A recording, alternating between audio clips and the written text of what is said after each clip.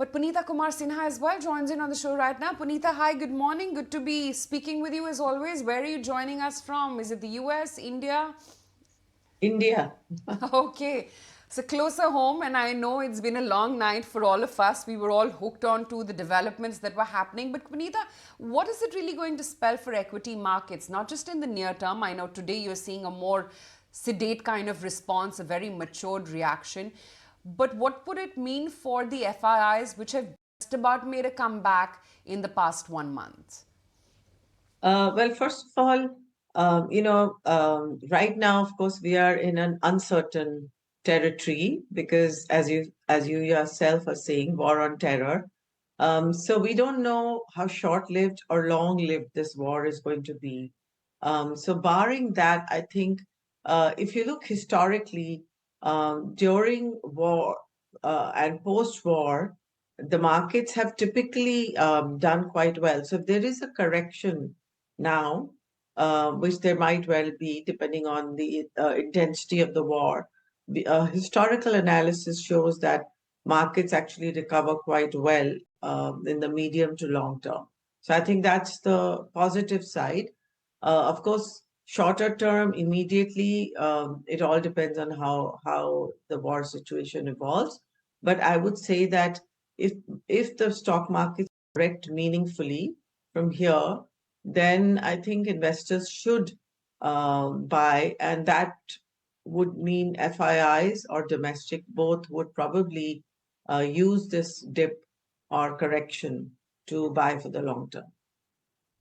But Punita, do you really see that meaningful correction happen? You've got crude under control. India has moved very well with US on, the trade deals, with UK on the FTA. Earnings have not been all that bad, barring a few very predictable misfires. Is there really reason to see a big sell-off here? And yes, we've had our fair share of correction as well to add to that. Yeah, I mean, I think if you look at the valuations, they're still not like really cheap because markets have rebounded in the last couple of months. It's been choppy, but I think they not been all that bad. So the multiples are still not at distress levels or cheap levels. They are fair value. Earnings growth, earnings revision is still negative, and the global environment is still not that favorable from an economic data perspective, because if you look at GDP data, it is still showing slowdown. Inflation in across many parts of the world is still rising, though India's inflation numbers are looking okay. And so there isn't a big trigger, positive trigger right now for markets to rally until we see certain, interest rate cuts in the US, or, calm down of trade tensions, um, and stability between China and the US, so that the geopolitical situation is still quite fluid and the trade situation is still quite fluid. So there could be a correction and volatility as it's going to be news flow dependent. So if there are corrections, I would say at that point, you know, that could be used as an opportunity to slowly start adding back. Okay, Punita, point taken. Morning, this is Snehi also joining in. Want to get your view on the PSU end of the market, because anytime we see a geopolitical development like this, it's the public sector undertakings that face the first heat coming out of a situation like this. Give us a sense of what you are viewing, or what's your view when it comes to PSUs, more importantly defense names as well as PSU banks, because each of them have had a fair bit of correction, and what's the sense going ahead in on the overall PSU basket? So I think PSU, the defense sector, the guest before me talked about, and I actually agree with whatever he was saying. I think, and it's probably we've underinvested in defense in India, and so I think this is a wake-up call that we need to invest more. The whole world is in a geopolitically fragile situation. So I think it's very important that we in India invest more in its defense sector, and that's largely PSUs. And so I think that sector, that space should benefit long term. Industrials, infrastructure need to be strengthened. Again, in the wake of this war, typically those kind of sectors start seeing an increased investment.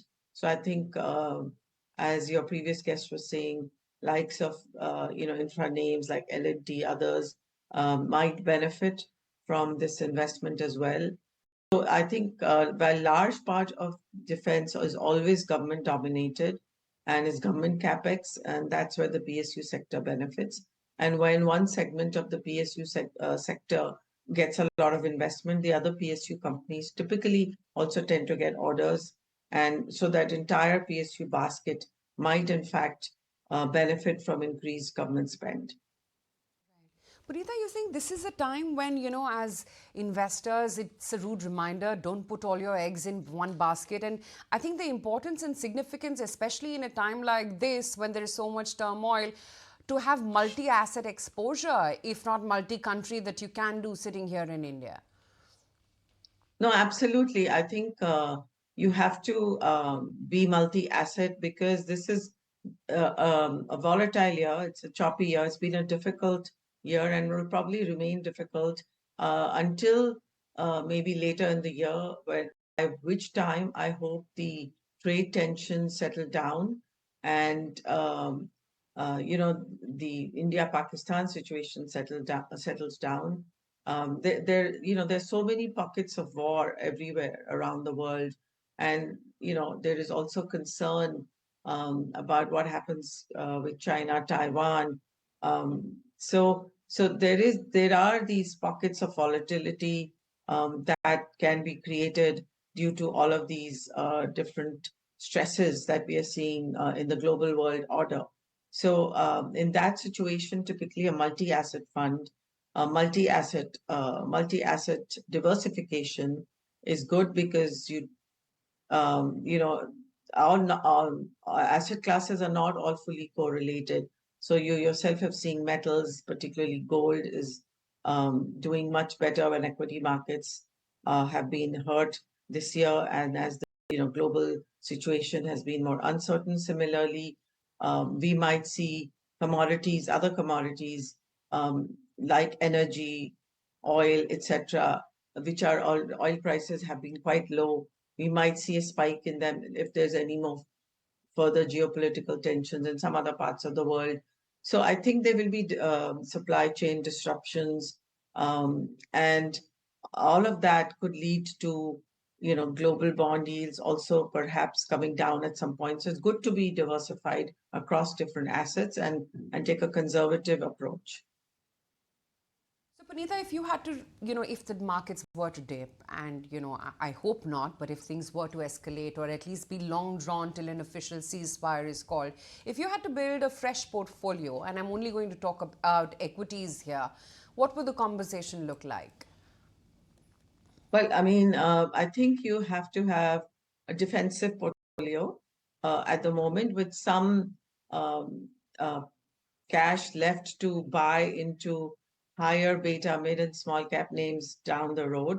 But right now, you should focus on India, the India story in India, which is domestically driven, whether it's government capex for defense sector, India infrastructure, Indian consumer, and all the likes that are domestically linked and not so much globally linked. So I think that would be the portfolio that you would have to build with a conservative approach, with some dry powder to deploy as the markets, if and when the markets correct further. All right, Punita, really appreciate your time. So glad you could join us now. If you like this video, then like, share and subscribe to ET Now.